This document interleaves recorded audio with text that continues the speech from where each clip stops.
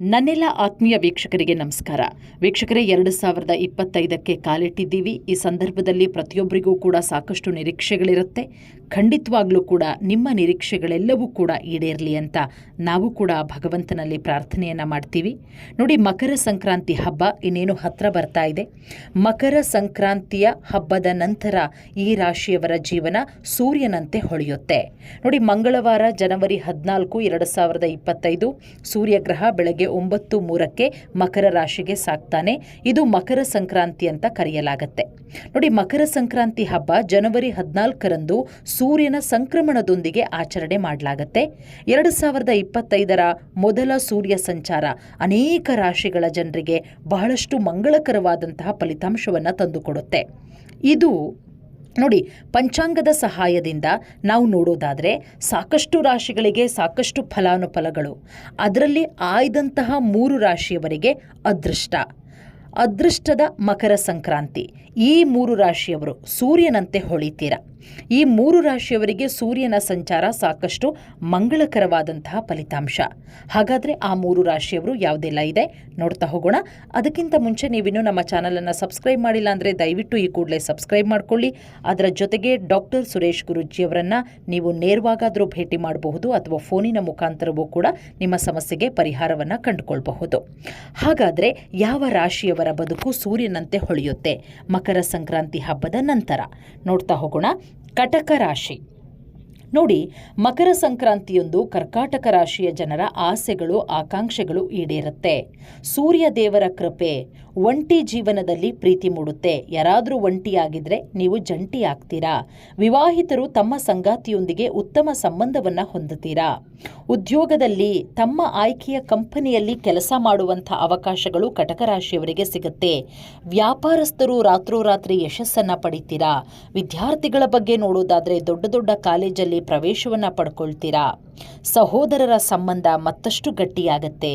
ವರ್ಷದ ಆರಂಭದಲ್ಲಿ ಕರ್ಕಾಟಕ ರಾಶಿಯ ಜನ ತಮ್ಮ ಕುಟುಂಬ ಸದಸ್ಯರೊಂದಿಗೆ ದೇಶದಿಂದ ಹೊರಗಡೆ ಪ್ರವಾಸಕ್ಕೆ ಹೋಗುವಂತಹ ಅವಕಾಶಗಳು ಎಲ್ಲವೂ ಕೂಡ 2025ರಲ್ಲಿ ಕರ್ಕಾಟಕ ರಾಶಿಯವರಿಗೆ ಒದಗಿ ಬರುತ್ತೆ.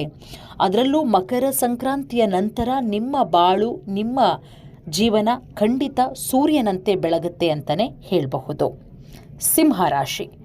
ನೋಡಿ, ಸೂರ್ಯಗ್ರಹ ಸಿಂಹರಾಶಿಯ ಅಧಿಪತಿ. ಸಿಂಹರಾಶಿಯವರಿಗೆ 2025ರ ಮೊದಲ ಸೂರ್ಯನ ಸಂಚಾರ ಬಹಳ ಉತ್ತಮ ಆಗಿದೆ. ಇದರಿಂದ ಉದ್ಯೋಗಿಗಳ ನಾಯಕತ್ವದ ಸಾಮರ್ಥ್ಯ ಹೆಚ್ಚಾಗತ್ತೆ. ವಿದ್ಯಾರ್ಥಿಗಳ ಆತ್ಮಸ್ಥೈರ್ಯ ಕೂಡ ಗಟ್ಟಿಯಾಗತ್ತೆ. ಉದ್ಯಮಿಗಳು ತಮ್ಮ ಕಠಿಣ ಪರಿಶ್ರಮದ ಸಂಪೂರ್ಣ ಫಲಿತಾಂಶವನ್ನು ಪಡಿತೀರಾ. ವ್ಯಾಪಾರ ವಿದೇಶದಲ್ಲಿ ವಿಸ್ತರಿಸುತ್ತೆ. ಅಂದರೆ ವ್ಯಾಪಾರ ವ್ಯವಹಾರ ಎಲ್ಲವೂ ಕೂಡ ಬಹಳ ಚೆನ್ನಾಗಿದೆ. ಮಕರ ಸಂಕ್ರಾಂತಿಯ ದಿನದ ನಂತರ ಸೂರ್ಯದೇವರ ವಿಶೇಷ ಅನುಗ್ರಹ. ಖಂಡಿತ ಕನಸಿನ ಸಂಗಾತಿಯನ್ನು ಪಡ್ಕೊಳ್ತೀರಾ.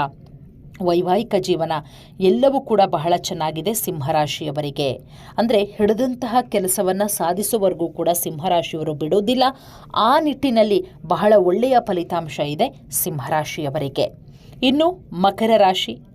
ಮಕರ ಸಂಕ್ರಾಂತಿಯೊಂದು ಸೂರ್ಯನ ಸಂಚಾರ ನಿಮ್ಮ ರಾಶಿಯವರ ಮೇಲೇನೆ ಮಕರ ರಾಶಿಯವರಿಗೆ ಆಗೋದ್ರಿಂದ ಕೇಳಬೇಕಾ, ಅದ್ಭುತವಾದಂತಹ ಫಲಿತಾಂಶ ಮಂಗಳಕರವಾಗುತ್ತೆ. ವ್ಯಾಪಾರದಲ್ಲಿ ಸಕಾರಾತ್ಮಕವಾದಂತಹ ಬದಲಾವಣೆಗಳಾಗುತ್ತೆ. ವಿದ್ಯಾರ್ಥಿಗಳು ಹೊಸ ಉತ್ಸಾಹದಿಂದ ವಿದ್ಯಾಭ್ಯಾಸದಲ್ಲಿ ಪಾಲ್ಗೊಳ್ತೀರಾ. ಪ್ರೀತಿಯ ಜೀವನದಲ್ಲಿ ಸಂತೋಷ ಇರುತ್ತೆ.